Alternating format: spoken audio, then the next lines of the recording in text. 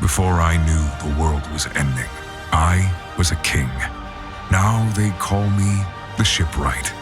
After nearly a century, the task I was given is almost complete. This is my last chance to save whoever would join us, to salvage whatever knowledge I can, to help us rebuild. But the gods rule here, and they never do things the easy way. This week, I finish off the new intro illustrations, and I create the first panel for page 9. These intro illustrations have been a really great exercise. Really, they started because when I got Philip's voice acting for the shipwright back, it was so good, I actually felt kind of embarrassed using older art.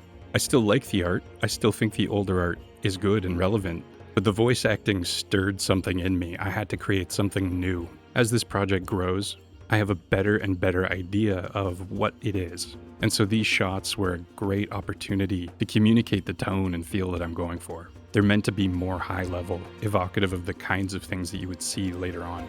Because really the idea for the new intro is that for anybody new, I want to fairly quickly get them up to speed on what this is, so that everything that follows is in that context. So introduce you to the shipwright, who he is, what his mission is, who he's up against. This image accompanies the line, "But the gods rule here."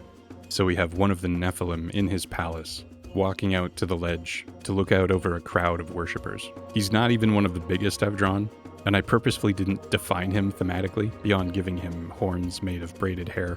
This is just to communicate that there are big evil giants in this world, and they are the ones in control. Using Blender, I built out the scene.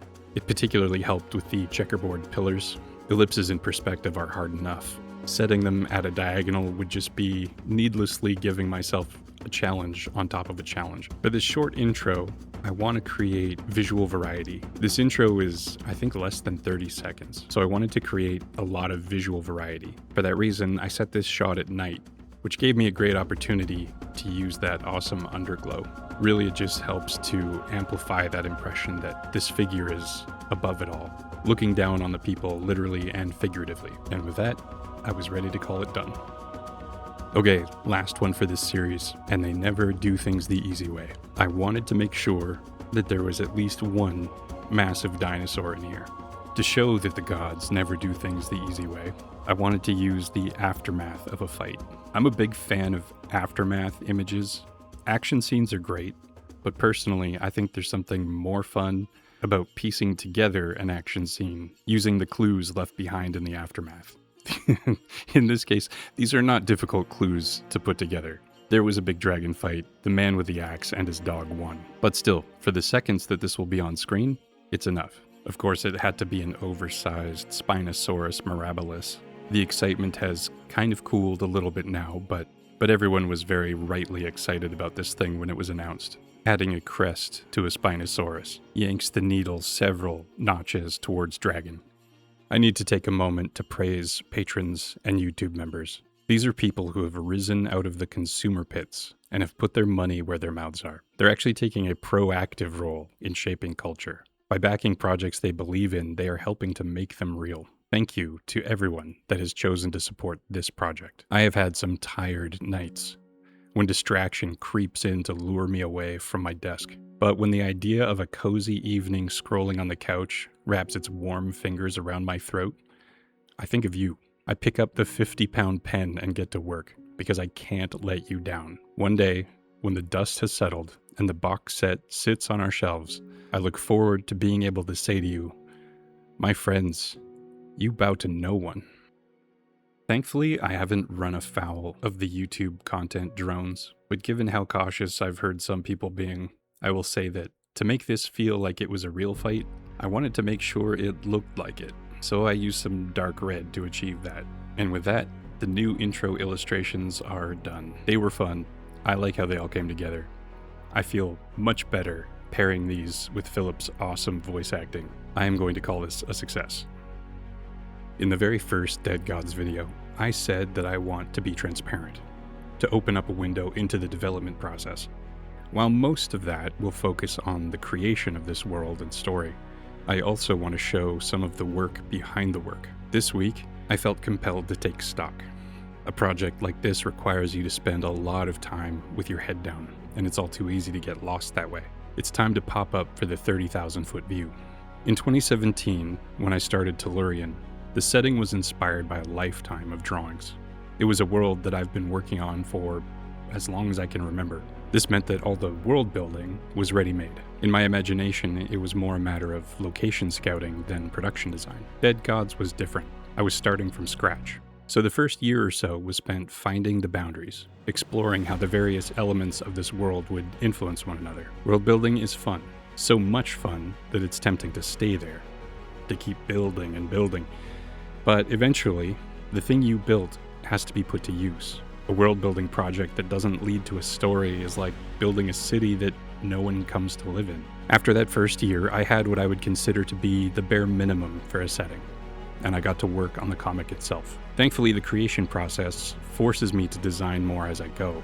So it's safe to say that while the world building won't be the main focus, it will be happening in parallel all the way to the end. Since the beginning, I've tried to remain consistent, just doing what's possible, a little bit at a time. I now have 3 short episodes, and I'm over halfway through the 4th. They've been getting longer.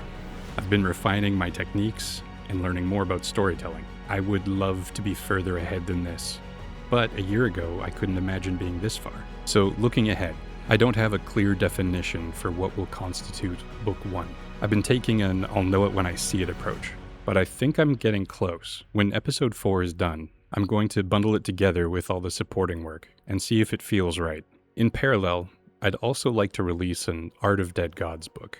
This would be a big collection of all the world-building artwork along with commentary. Now, I won't say too much about this yet, as it's still in development, but I'm investigating turning episodes into short radio plays with pictures.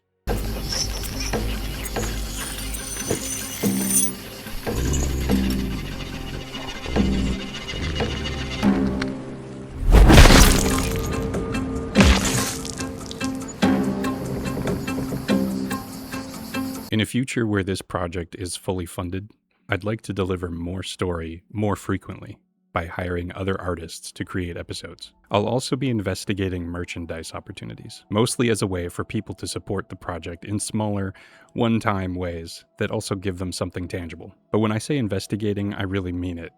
I'd like to offer up things of value, not just branded landfill. One quick side note. I made a note for myself to mention this. One extra bit of encouragement to pass on when looking back at all of this progress. There's a kind of comment that I've been getting more and more that can be summed up as, I just found your project, I went back and I watched everything. And it's cool because usually it's somebody who's glad they found it and they're probably going to watch more episodes. They're encouraging comments, I'm thankful for them. But they also prove a principle that I think is really important. And it's really simple, but it's just the power of consistency. If you can be consistent about something, even just a brick at a time, a step at a time, 1 foot after the other, you will build, you will make progress. And the more progress you make, the more you have to show for it, which means that over time, as more and more people come to look at what you're doing, there ends up being this huge pile behind you of the work that you've done. This big stack of proof that you're not just dabbling. This isn't just a little distraction or you had a sudden burst of inspiration that's going to burn out in a few days. That pile of work is evidence of dependability. It's a sign of trust. I know this because I look for it in other creators. Doesn't matter what medium or craft it's in. If I can look back and see a large, consistent body of work, I'm way more likely to follow along to see what they're doing because I can trust there's somebody who believes in what they're doing and they're not just going to stop and wander off. So I would just encourage you, whatever it is that you're trying to build up, just stick with it, even just a little bit at a time, because that pile of stuff that's building up, that's a currency that's more valuable than a lot of things. I would argue it's probably as important as advertising what you're doing. If you paid for a bunch of ads and people showed up and you had 3 things, your retention is probably going to be very low. But you build up that stack and all of a sudden you become somebody that people feel good about recommending. If they know they can trust you, then they feel that much better about sharing your work with their friends. So that's what I'll say about that for now. Consistency. One more drip in the tub. It is good long-term strategy. Our characters begin their ascent from the river to the road. Out of all the panels, these wide shots, as you would expect, take the most time. which gives me more time to think. Every time I work on a shot like this, there are two wolves inside me. One of them wants to work faster. I want to get this thing done. I want to push stories out. I want everyone to be able to see more of what I'm imagining. The other is the part of me that wants to make something good enough that it will last. I want to make something that I can look back years from now and be proud of, or that people who maybe they're not interested in the subject matter, maybe they don't even care about the story, but maybe it's something they pick up just for the art. I have done that. I own some comics that you can take or leave what's actually going on. I just like to look at them. But those are few and far between. So those two wolves are always fighting. I'm speeding up, then I'm slowing down. It's a constant argument back and forth. Like, hurry up. No, but this needs some time. Yeah, but do it quickly. Yeah, but it also needs some polish. And I've realized that I don't think I can make those wolves stop fighting, but I think they're just going to have to get used to each other over time. And what I mean by that is I want to find ways to work faster at a higher quality, but that can't really be rushed or faked. My suspicion is that I'm just going to have to work, and the more pages I do, the more I draw, I'm going to find more and more shortcuts. Really, that's all style is. You know, a lot of people ask, like, how did you find your style? A lot of artists hear that question. How did you develop your style? Where did it come from? How did you achieve that? What is it? I think style is a byproduct of hard work run through your hands. So the more you work, the more you learn, you find ways to shorten the gaps. You struggle less with things. You find shorthands, quick ways of solving things that work for you. This is kind of like a signature. My signature would look different if you wrote it. That's partly our brains, but that's also partly how our hands are shaped, what our tendons are like. While Dead Gods uses a lot of similar techniques to Tellurian, to me it already looks different. And part of that is just that I've been learning. I told you this would be a 30,000 foot view episode, but I think this is important stuff to be intentional about. And ultimately, I think that's the final answer on the style question. In order to find what I'm looking for, those two wolves, the speed wolf and the quality wolf, just have to keep fighting and fighting and fighting. But I have to let them. I think if they remain in tension, with me knowing that at the end of this, I'm going to have a lot more tools to work quickly, but at a quality that I'm happy with. My hope is that the last episodes will be more elegant, less complicated, but they will be saying more with a lot less. It will also be cool to see if it's a gradual progression or if there's something that snaps and there's a big change somewhere along the way that looks like a sedimentary layer, like a massive volcanic event or something, or if it's just a gradient that just moves from point A to point B smoothly. So with the intro illustrations out of the way, from here on out, until I come across something else that will be useful, I'll be able to focus on finishing more pages. But until then, that does it for the first panel of page 9. Thanks for watching.